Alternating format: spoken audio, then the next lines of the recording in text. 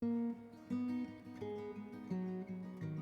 m'appelle Emmanuelle, donc la cofondatrice de Dipongo, une entreprise qui est née il y a 3 ans maintenant. Moi, je m'appelle Marion, je suis la cofondatrice et la directrice artistique de Dipongo. Ça veut dire que c'est moi qui suis en charge de toute l'illustration, le graphisme, toute l'identité visuelle de l'application Dipongo. Dipongo est né lors d'un Startup Weekend mi-2017. J'ai rencontré Marion, mon associée, donc qui est directrice artistique et qui est venue m'aider sur le projet.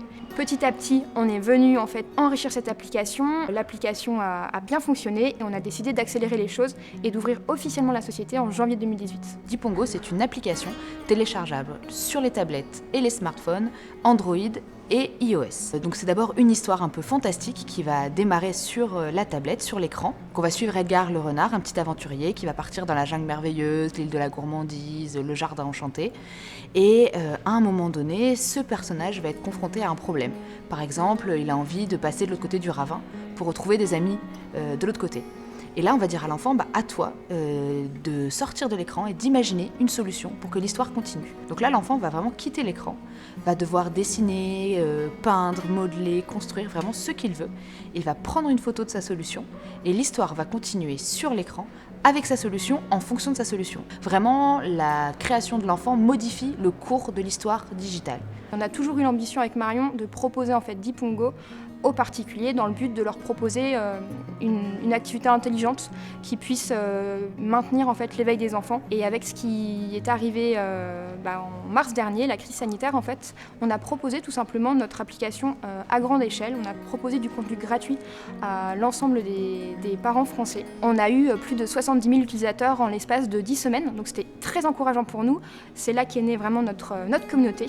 Et donc on a voulu accélérer les choses. Et donc là, on est en train de pivoter et de proposer une offre exclusive pour les particuliers. Vraiment, les 4 forces de Dipongo aujourd'hui, c'est tout d'abord une problématique qui parle à tout le monde, c'est-à-dire l'envie de décrocher les enfants des écrans. Ensuite, c'est aussi une application phigitale, c'est-à-dire et réelle et virtuelle, vraiment qui lie les deux, qui reconnecte les enfants à leur environnement réel. Aujourd'hui, on a aussi un univers graphique qui est fort, qui est reconnaissable, qui est plein de poésie, enchanteur.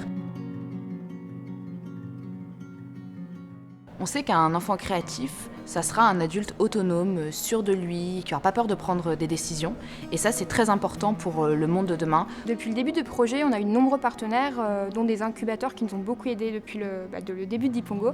Les premières, un incubateur féminin à Bordeaux et Unitech aussi, plus sur la partie stratégique et financière. Les gros enjeux pour nous, ça va être notre campagne de financement participatif. Donc on va proposer en fait un abonnement. Donc l'abonnement d'histoire Dipongo aux particuliers. Nous lançons le 29 septembre une campagne de crowdfunding, donc sur la plateforme KissKissBankBank. Donc, et sur cette plateforme, vous pourrez précommander en fait des abonnements. Donc l'abonnement, c'est très simple, c'est un nouvel univers d'histoire qui se débloque sur l'application et un petit carnet créatif physique qu'on reçoit par la poste. Pendant cette campagne qui va durer 1 mois, vous retrouverez des tarifs préférentiels. Donc rendez-vous sur KissKissBankBank à partir du 29 septembre.